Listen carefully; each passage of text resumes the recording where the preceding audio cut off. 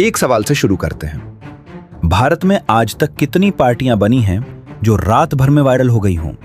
कितनी पार्टियां ने 5 दिन में बीजेपी से ज्यादा इंस्टाग्राम फॉलोअर्स ले लिए हों? कितनी पार्टीज का लीडर अमेरिका में बैठा हो और इंडिया में रेवोल्यूशन चला रहा हो? सिर्फ एक, कॉकरोच जनता पार्टी। और आज हम ये समझेंगे कि ये इतनी तेजी से कैसे हुआ और क्यों। 15 मई 2026, सुप्रीम कोर्ट CJI सूर्यकांत एक केस सुन रहे हैं फेक प्रोफेशनल डिग्रीज के फ्रॉड पर। वो फ्रस्ट्रेट हैं और एक मोमेंट में वो कहते हैं, ऐसे नौजवान जो कॉकरोचेस की तरह हैं, जिन्हें कोई रोजगार नहीं मिलता, कोई जगह नहीं मिलती, कुछ मीडिया बन जाते हैं, कुछ social media activist, RTI activist, और सब पर हमला करने लगते हैं। ये बात आग की तरह फैलती है। अगले दिन CJI ने सफाई दी, कहा मेरी बात गलत कॉन्टेक्स्ट में ली गई, मैं फेक डिग्री वालों की बात कर रहा था। लेकिन तब तक एक प्लान एग्जीक्यूट हो चुका था। अब उस आदमी को समझते हैं जिसे सब यूथ का नेता कह रहे हैं। अभिजीत दीपक, 30 साल, एक जर्नलिस्ट स्टूडेंट नहीं, एक फ्रस्ट्रेटेड अनएम्प्लॉयड नौजवान नहीं, ये एक trend experienced political communications operator है। 2019 से 2021 दिल्ली चीफ मिनिस्टर ऑफिस में कम्युनिकेशंस फेलो, सीधा केजरीवाल के ऑफिस में, गवर्नमेंट का हिस्सा, साथ ही साथ दिल्ली एजुकेशन डिपार्टमेंट का communications adviser. 2020 Delhi elections, AAP की पूरी digital war, memes, viral videos, narrative building, ये सब दीपके ने डिजाइन किया। आप IT हेड अंकित लाल के अंदर डायरेक्टली। मनीष सिसोदिया जो करप्शन केस में जेल गए, उनका पब्लिकली शुक्रिया अदा किया दीपके ने अमेरिका जाने से पहले। 2030 अमेरिका गया, बॉस्टन यूनिवर्सिटी, पब्लिक रिलेशंस में मास्टर्स, और बॉस्टन में ग्रेजुएशन सेलिब्रेट कर रहा था जब CJI ने ये बात कही। अब सोचो, एक ट्रेंड PR प्रोफेशनल, आपका कोर ऑपरेटर, केजरीवाल के CMO में काम किया और एक दिन में पार्टी बना दी। ये स्पॉन्टेनियस था। अब एक और चीज देखो, 13 मई 2026, 2 दिन पहले CJI की बात से अरविंद केजरीवाल प्रेस कॉन्फ्रेंस में खड़े हैं, सीधा जेन Z से मुखातिब हैं। अगर बांग्लादेश और नेपाल के जेन Z अपनी सरकार बदल सकते हैं, तो इंडिया के स्टूडेंट्स नीट पेपर लीक का जवाब क्यों नहीं मांग सकते? ये क्यों था? दीपक सुन रहा था। 15 मई CJI ने बात की, 16 मई पार्टी लॉन्च, केजरीवाल ने आग लगाई, दीपक ने फ्यूल डाला। अब CJP की ग्रोथ देखो, 56 पोस्ट्स, 5 दिन, 1,60,00,000 फॉलोअर्स। बीजेपी के 8.7 मिलियन फॉलोअर्स हैं 18,000 पोस्ट्स के बाद। सालों में ये ऑर्गेनिक ग्रोथ मैथमेटिकली पॉसिबल नहीं है। इंजीनियर रिवीलर्स चैनल ने एक और चीज एक्सपोज की। CJP ने पायरेटेड कंटेंट वेबसाइट्स पर पेड एडवर्टाइजमेंट्स चलाए, जहां इंडिया का जेनजी जाता है फ्री मूवीज देखने, फ्री कंटेंट डाउनलोड करने। वो टारगेटेड एड्स सीधा उन लोगों को दिखाए गए जिन्हों अलग अलग फाइनेंशियल और सोशल प्रॉब्लम्स थी। ये ग्रासरूट्स मूवमेंट नहीं थी, ये एक पेड, टारगेटेड, इंजीनियर्ड कैंपेन थी। अब CJP का मैनिफेस्टो खोलते हैं। वेबसाइट कहती है 0 स्पॉन्सर्स, लेकिन 5 डिमांड्स क्या है? रिटायरमेंट के बाद जजेस को राज्यसभा सीट नहीं मिलनी चाहिए, वोटर लिस्ट से नाम हटाने पर CEO को UAPA के अंडर अरेस्ट, गिग वर्कर्स के राइट्स, साइबर बुलिंग के खिलाफ कानून, यूथ की इंस्टीट्यूशंस में भागीदारी।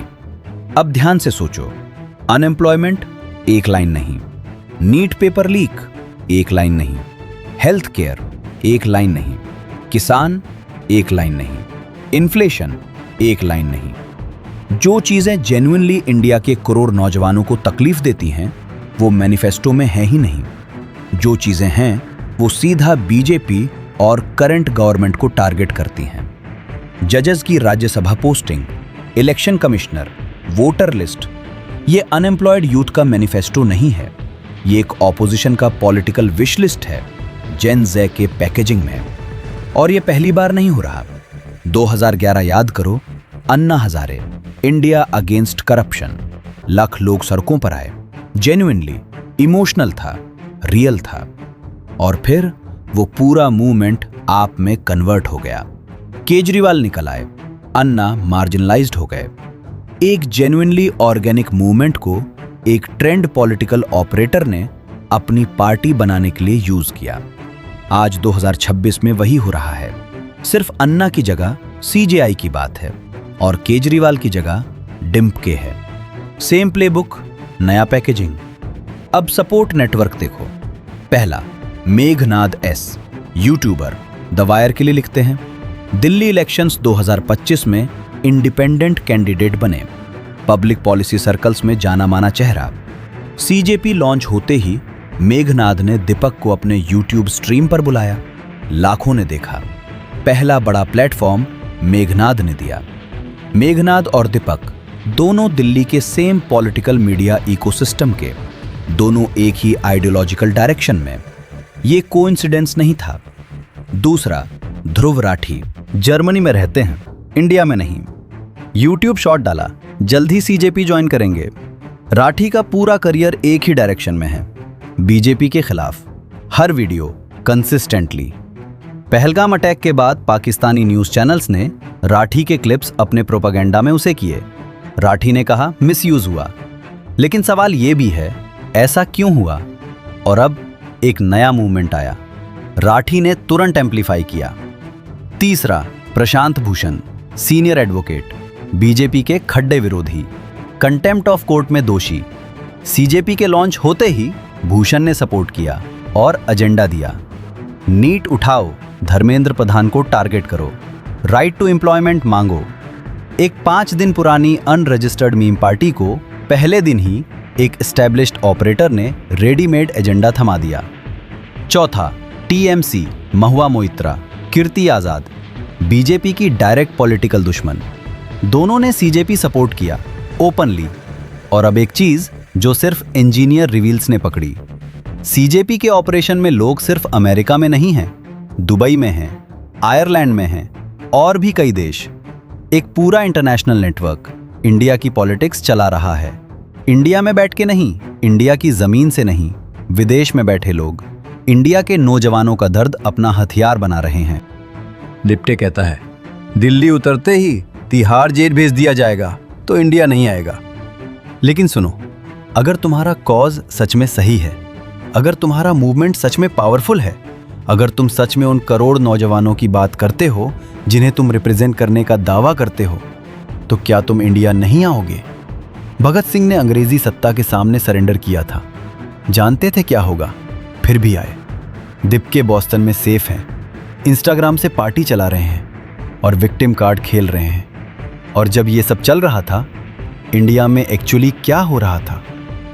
एआई रेस में इंडिया अमेरिका और चाइना से पीछे जा रहा है। चैट जीपीटी और डीपसीक के जवाब में हमारा आंसर कृत्रिम है बस। एलपीजी प्राइसेस 2014 के बाद से लगभग डबल हो गई हैं। रुपया रिकॉर्ड लो के पास है। मिडिल क्लास के लिए विदेश में पढ़ाई मुश्किल होती जा रही है। नीट पेपर लीक जिस पर यह पार्टी बनी, उसकी बात खुद मैनिफेस्टो में एक बार नहीं आई।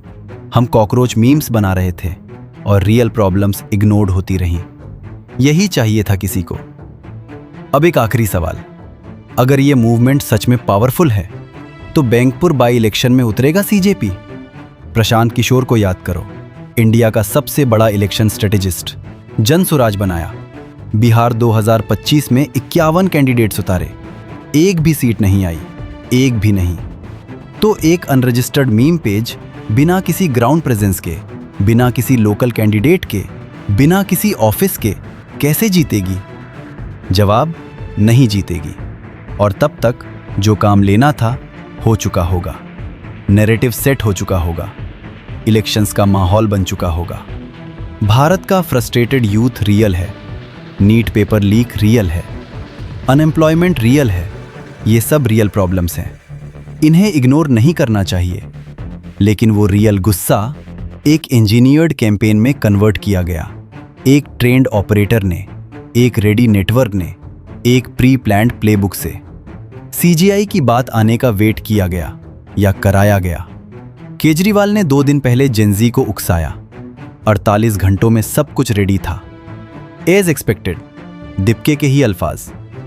तो अगली बार जब तुम्हारे फोन पर एक कॉकरोच मीम आए, रुको, 1 सेकेंड, ये सोचो, क्या तुम खुद सोच रहे हो या कोई तुम्हारे लिए सोच रहा है?